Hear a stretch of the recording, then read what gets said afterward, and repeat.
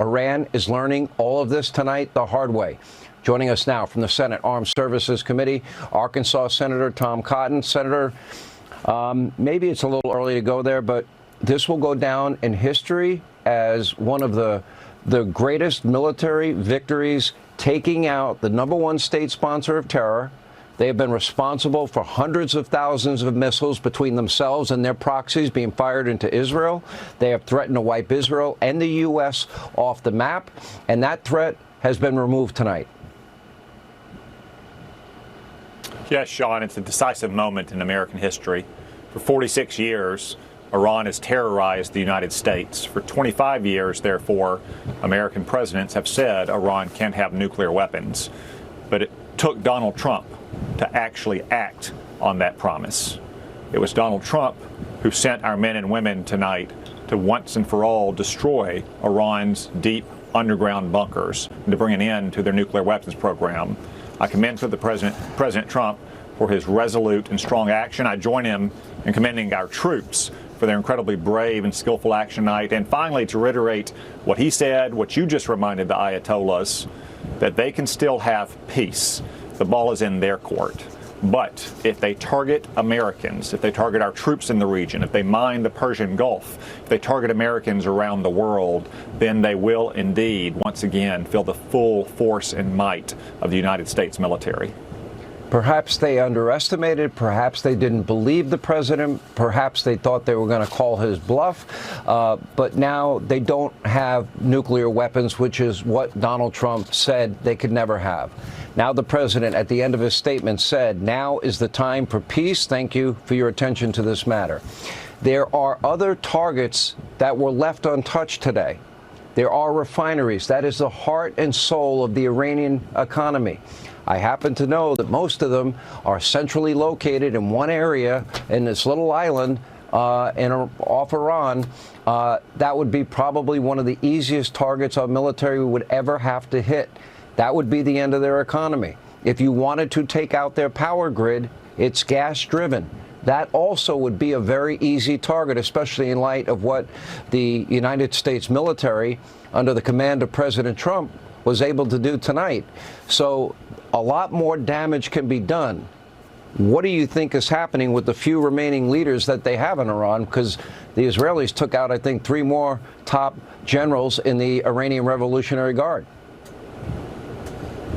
Well, Sean, I think you're right about the targets that haven't been struck yet. President Trump and Prime Minister Netanyahu have targeted tonight their nuclear weapons bunkers.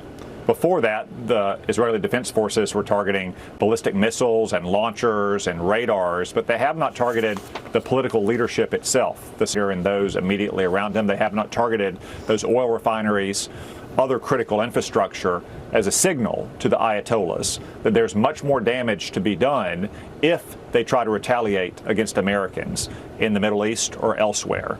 That's why President Trump has said tonight on social media, and I suspect he'll say again in a few minutes from the Oval Office, that it's in Iran's court now to decide whether there's going to be peace or whether there's going to be further war. I hope the leaders of Iran understand at this point that Donald Trump does not bluff, that Donald Trump and Benjamin Netanyahu together mean business.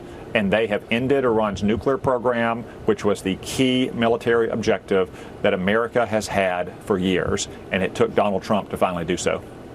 We can't understate what Israel has done in this case. And Israel has shown that there's only so many missiles you can fire into their country.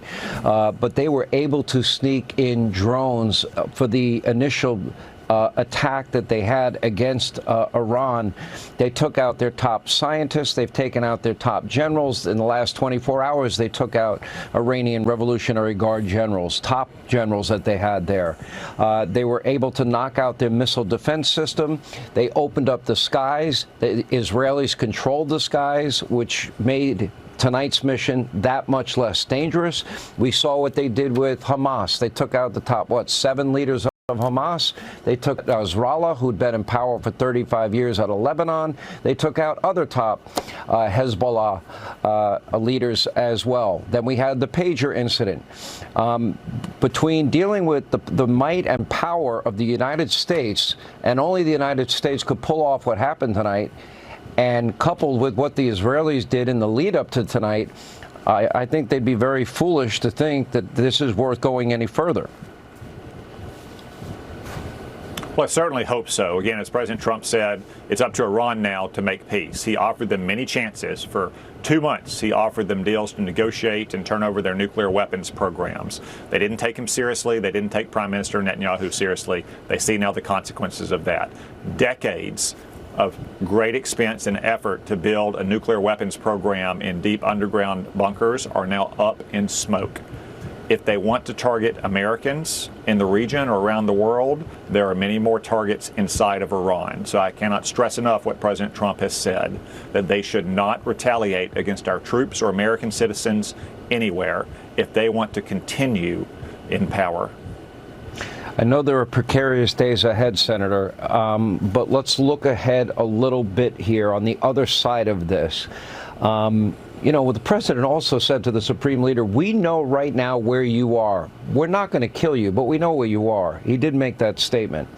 And I think I would venture a pretty good guess tonight that the world, and especially that region, is breathing a sigh of relief tonight, because nobody wanted Iranian hegemony. What Donald Trump accomplished in his first term that he never really got a lot of credit for was the shared intelligence and the partnership that he had with the United States and Israel and the Emirates and the Saudis and the Egyptians and the Jordanians, all against Iranian hegemony.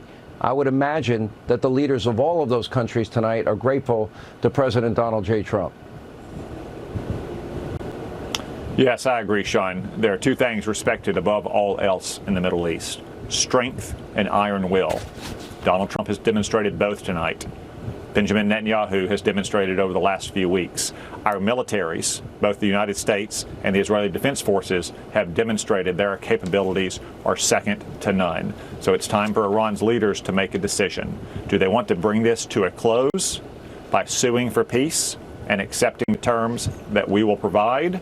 Or do they want to take their lives into their own hands by targeting Americans in the region or around the world? Again, as you said, President Trump posted that we know where the Supreme Leader is. Israel, over the last year and a half, has killed the leaders of Hamas 3 times, and Hezbollah supposedly buried in underground bunkers or tunnels.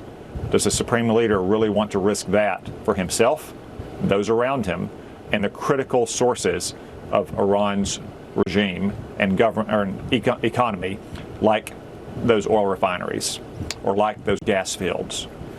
It's in their court now. They need to make the right decision not to target Americans. We appreciate your time. Senator Tom Cotton, thank you for joining us this Saturday night. Let me go now. Joining us now, he's the host